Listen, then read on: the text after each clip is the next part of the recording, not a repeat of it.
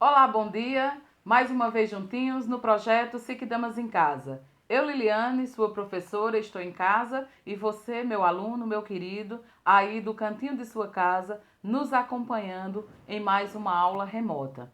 Hoje nós vamos falar um pouquinho sobre a regionalização da Europa, a regionalização do continente que a gente está estudando, ok? E na regionalização da Europa, a forma mais clássica de regionalização que nós temos, né, o que vemos aqui em tela, é exatamente a divisão clássica entre a Europa Oriental e a Europa Ocidental.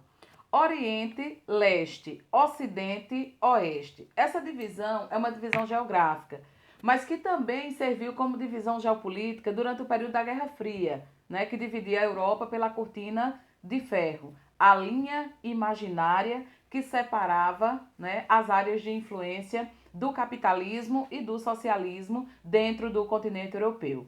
Embora tenha sido utilizada e falada muito durante o período da Guerra Fria, a gente tem a divisão entre Europa Oriental e Europa Ocidental, Leste e Oeste, como a clássica divisão geográfica dentro do continente.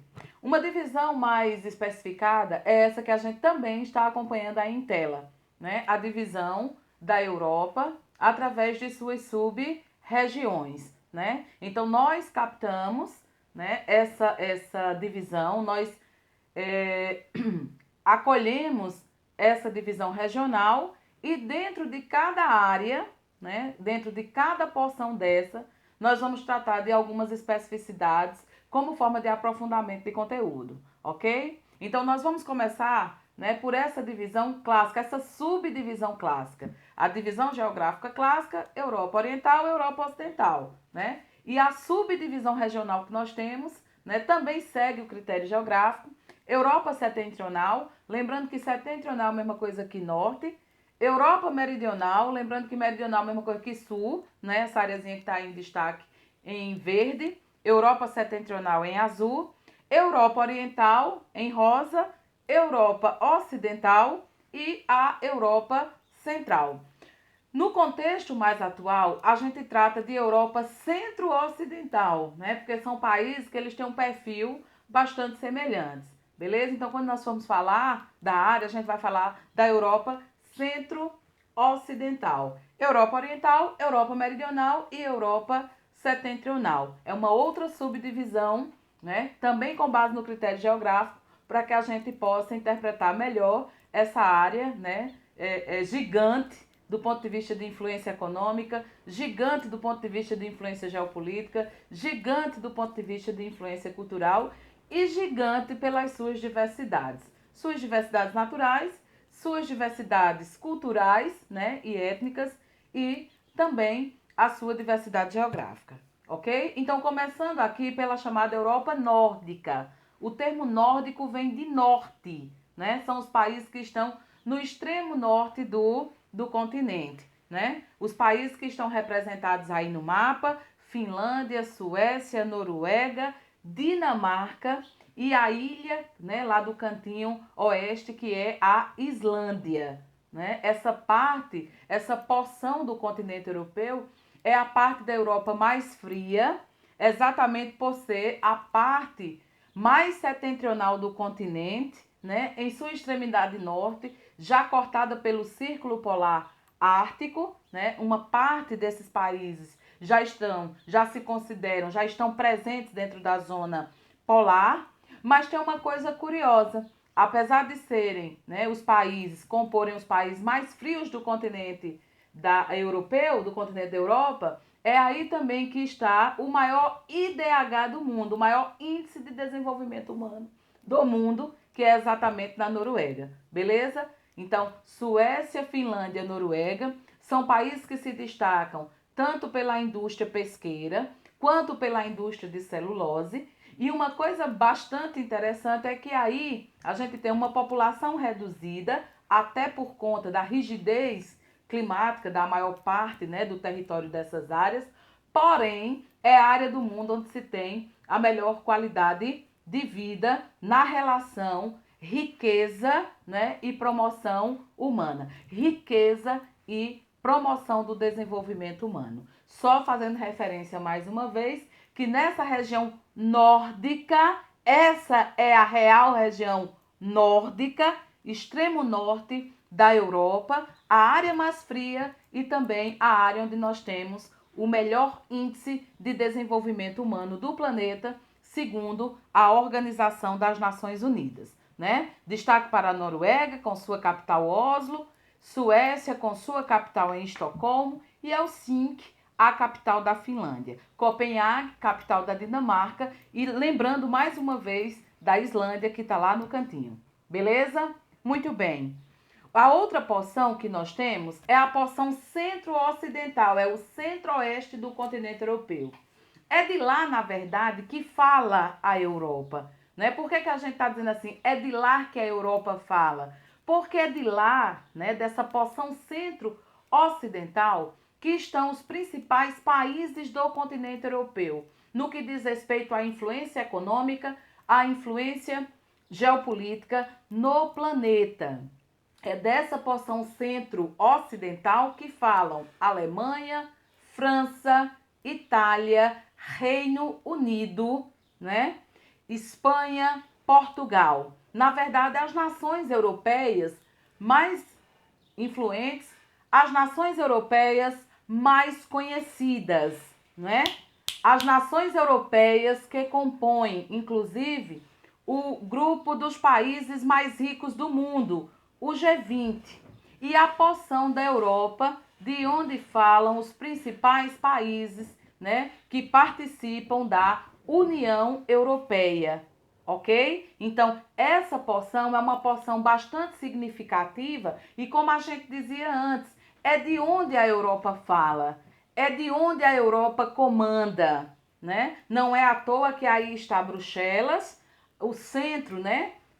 A concentração do poder, a sede da União Europeia está aí nessa região, né? E o país da Europa que hoje se destaca no campo industrial, que é a Alemanha, né? Então, a gente tem um peso dessa região bastante significativo. É daí também que falam os países, né, de maior influência cultural no mundo ocidental, né? A exemplo de Portugal e Espanha, aqui sobre a América, o Reino Unido, né, que além da importância econômica dentro do continente, econômica industrial dentro do continente, também foi um país colonizador aqui do mundo americano. Beleza? E nessa região tem uma curiosidade interessante. É onde se concentram também os micropaíses. A gente colocou até em destaque aí os micropaíses do continente europeu. San Marino, Liechtenstein, Mônaco, Vaticano, Andorra, né? Então, nessa porção centro-ocidental, centro-oeste do continente europeu, a gente traz mais essa curiosidade, né? Que é exatamente onde estão concentrados os menores países, né? Os micropaíses, que é algo bem interessante e bem marcante dentro do continente europeu. E dando seguimento, né, a essa porção da Europa, de onde a Europa fala, nós também não podemos esquecer que essa parte centro-ocidental também se conecta com a chamada Europa Meridional, a Europa do Sul, né? Na Europa do Sul, nós vamos encontrar as principais penínsulas do continente, como a gente também está vendo aí em tela. A Península Ibérica, composta por Portugal e Espanha, as duas primeiras potências do capitalismo, né? É importante a gente lembrar desse contexto aí. Nós temos a Península Itálica, né? A botinha lá no meio do mar Mediterrâneo, a sede do Império Romano, do antigo Império Romano, né? Uma influência enorme sobre o processo de formação cultural do Ocidente, beleza? E é aí também na Península Itálica que nós vamos encontrar a sede do cristianismo, o micropaís Vaticano, né? Tá lá, a sede do catolicismo romano, né? Uma das principais heranças do Império Romano aqui no Ocidente. E é também nessa porção que nós encontramos as áreas da Europa mais visitadas, né? A França, a Itália, Espanha e Portugal são as áreas da Europa mais visitadas, com destaque para a França que é o país do mundo que mais recebe turistas anualmente. Beleza? Nós temos aí, né, nessa porção sul, além da Península Ibérica e da Península Itálica, que são bastante conhecidas de nós historicamente, culturalmente, economicamente, né? Nós vamos encontrar também a Península Balcânica, a região dos Balcãs, né? Os Balcãs que respondem, né, que dá nome à região, é a cordilheira, é a grande cadeia montanhosa que a gente tem aí. A península possui uma área cercada de água por 3 lados. E estão aí os países que entraram, né, em guerra com o fim da antiga Iugoslávia, né, nessa região da Península Balcânica. É nessa região que estão Bósnia, é nessa região que está Sérvia, né? É nessa região que está Croácia, é nessa região que está Montenegro, é nessa região que encontra-se o território, até ainda pouco, né, de sensibilidade geopolítica, o território do Kosovo, e é nessa região da Península Balcânica que nós tivemos uma das mais horripilantes guerras, né, no final dos anos 90, entre 91 e 95, a famosa Guerra da Bósnia, né? Nós tivemos uma guerra entre irmãos. Lembrar que isso era um território que compunha a antiga Iugoslávia. Com a morte de Tito, o general Tito, que governava a região, e também com a sucumbência do sistema capitalista, essa região entrou em processo de desagregação que acabou originando, né, a Guerra da Bósnia, uma das mais sangrentas guerras da contemporaneidade, ok? A região da Península Balcânica. E um outro país que a gente destaca aí é a Grécia, né? Da antiga civilização grega, importante, né, no processo de formação do Ocidente, dentro do contexto cultural, né, dentro do contexto linguístico, dentro do contexto político, dentro do contexto do conhecimento. A Grécia, que nos deixou como legado a democracia, a filosofia e, né, parte daquilo que falamos através dos radicais gregos que estão presentes em nossas palavras. Beleza? E para fechar um pouquinho a nossa conversa, nós temos aqui o leste europeu, que é a parte mais complexa de compreensão. Lá no leste europeu, é a maior porção territorial do continente, né? Lá no leste europeu é que nós encontramos a Rússia, hoje chamada de Federação Russa, que a gente passou, né, a conhecê-la melhor. É um império que existe desde o século XVII, né? Porém, a gente tem a Rússia num cenário mais internacional com a Primeira Guerra Mundial e especialmente com a Revolução Russa de 1917.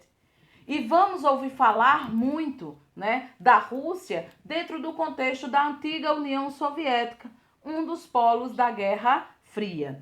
A Guerra Fria que acaba oficialmente em 1991, mas que isso não acabou com o poder da Rússia sobre a região, sobre a área. O fim da União Soviética, como a gente já falou, deu origem à CEI, a Comunidade dos Estados Independentes, né? E ainda a influência da Rússia sobre essa porção da Europa, sobre essa porção oriental, sobre essa porção leste do continente. A Rússia e a CEI. Hoje, a Rússia mais 10 países que compõem o leste da Europa. Aqui está o símbolo da Comunidade dos Estados Independentes. Lembra um pouco, né, o símbolo da União Europeia, né? E aqui estão os países que originalmente compõem essa Comunidade dos Estados Independentes e, de certo modo, continuam sob a influência econômica e política da Rússia, a herdeira lá da antiga União Soviética. Aqui nós temos países como a Moldávia, Belarus, Ucrânia, Geórgia, Armênia, Azerbaijão, Uzbequistão, Turcomenistão, Cazaquistão, Quirguistão e Tadjiquistão. E esse grupinho aí final, a gente também tem uma areazinha específica para eles. né? Eles bagunçam um pouco a cabeça da gente, porque esses países já compõem a chamada Ásia Central, né? Então, é como se fosse uma espécie de um elo perdido, né? Entre a Europa e a própria Ásia. Eles estão ali no meio do caminho. Como eles sempre sofreram muito a influência da Rússia, da antiga União Soviética, então são países que compõem a Ásia Central, né? E estão assim, meio Ásia, meio Europa, mas a gente vai ter um momentozinho para eles lá no final do nosso conteúdo, né? Os países da Ásia Central, onde eles estão localizados, né? E aí a divisão deles todos, beleza? Cazaquistão, Uzbequistão, Turcomenistão, Quirguistão, Tadiquistão.